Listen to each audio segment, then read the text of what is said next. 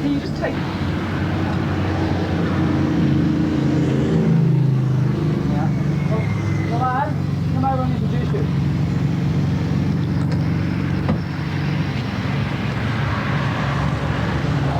This is Prahlad here. And this is Tony.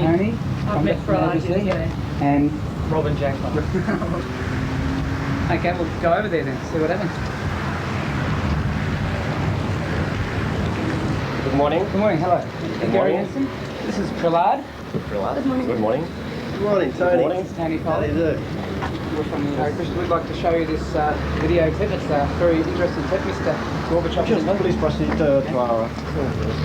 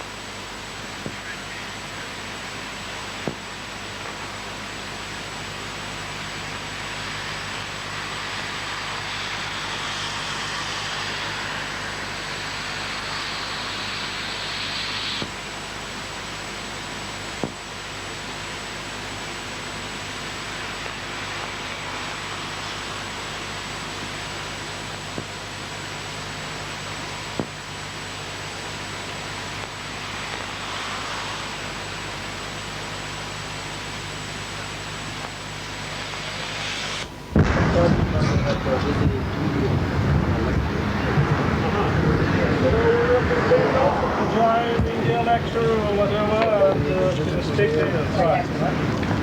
Okay.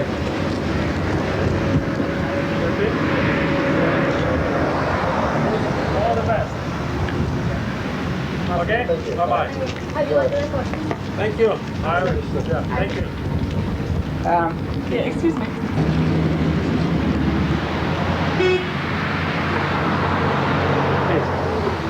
Belabrov, is that what you Yes, said? Belabrov, right. And can I have one of your cards too, please? Okay.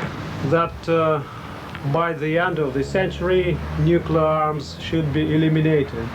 And we assured them that this is our policy to achieve that objective as soon as possible. Made public, extremely important program for complete elimination of nuclear arms by the end of the century. That was done in January last year. Tomorrow we will celebrate the first anniversary of that program. And I want to stress that that was extremely important but also practical program. And immediately we started implementation in practical deeds of this program. We made public our decision to observe moratorium on all nuclear arms. We made extremely serious concessions to the American sides in Reykjavik, which actually made possible to achieve concrete decisions on nuclear disarmament. Okay. We also signed a treaty on nuclear-free zone in the South Pacific, and we expect that other nuclear powers will join us in this extremely important contribution to the peace in this area. What about the question of freeing Soviet? Well, so far as the question of religious freedoms in the Soviet Union, I explained to our friends that the religious freedoms are actually guaranteed by our constitutions, by our domestic law, and there is no one in the Soviet Union who could be persecuted for his religious beliefs. But certain individuals sometimes take their religious beliefs as a pretext to explain their criminal activities, and of course that is not accepted by any society, by Australia, by any other society, and therefore if such cases happen, of course there is a normal court proceedings against such people, but eventually if they found that they committed certain crime, they may be well put to jail, but if not, they're free. So this is the situation. Why did you agree to see the children? Well, because we think that all people have to play active role in pursuit of this objective of nuclear disarmament. And we think that any society, whether it is Hare Krishna society or whether any other Australian people who want to contribute to the realization of this objective, we would welcome such a contribution, and we are ready to cooperate with anyone who is going to contribute to this objective. Did you see the video? Unfortunately, we didn't have here the video recorder, and we couldn't see it, but I understand that it is very interesting video recording. I was given explanation by this kid, you know, about the content of this video, and I believe him, you know, that it is a fine piece of their work. What about the record? They gave you a record? Yes, the record is with us. We thanked him because I understand it is his song for peace, and well, who could reject such a song? Thank you. Okay. Thank you. Just stand together at the light. Shake it very politely.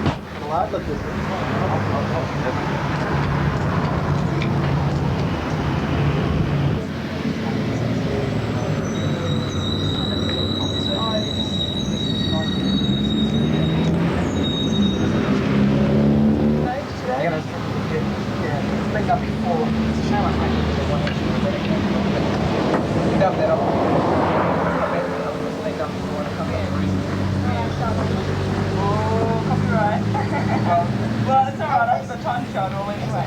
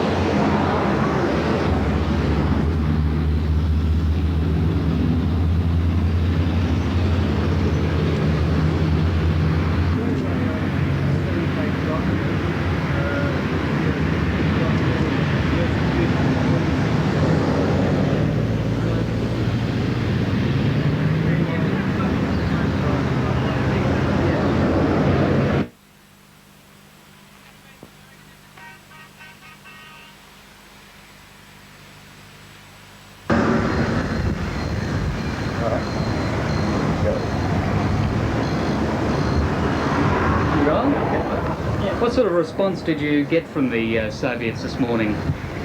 Well, they said that they were trying for a better world. They were trying for peace, but not all the time. They had cooperation from the other countries like America and so forth. That was about the peace of prospect of it, and also, and we came up with the Freeing the Soviet Hare Krishnas. They said that That's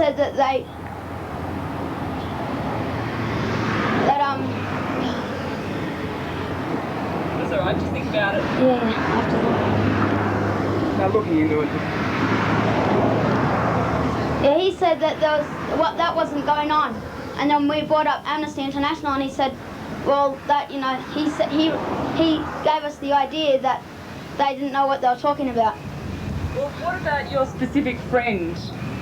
Yeah, I asked for freeing him also, and he said that that there was no persecution, religious persecution in the Soviet Union. But then we asked that he would look into it, and he said, yes, I'll look into it for you.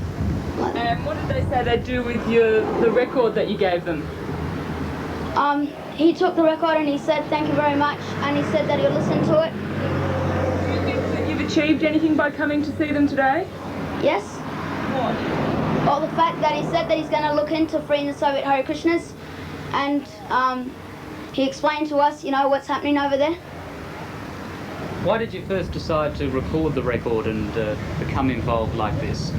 Because I got information from Amnesty International about my friend after he stopped sending letters to me. I'm supposed to be speaking to you, right? I was speaking to the camera. It's okay, yeah. Just talk to the camera. Alright, so after I got,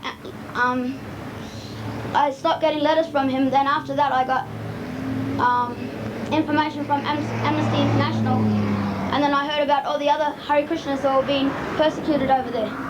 So then I decided that I would write a letter to Mikhail Gorbachev, because, you know, I was reading about his views on peace, and then I thought that, you know, this wasn't very peaceful of him.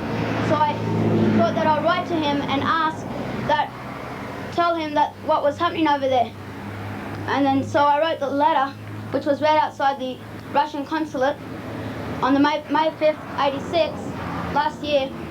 And then then after that, I thought that maybe a song would also be good, because then everyone can listen to it and sing along to the words, and then maybe, you know, that would give them a good idea of what's happening. It will bring attention to the human rights position in the USSR.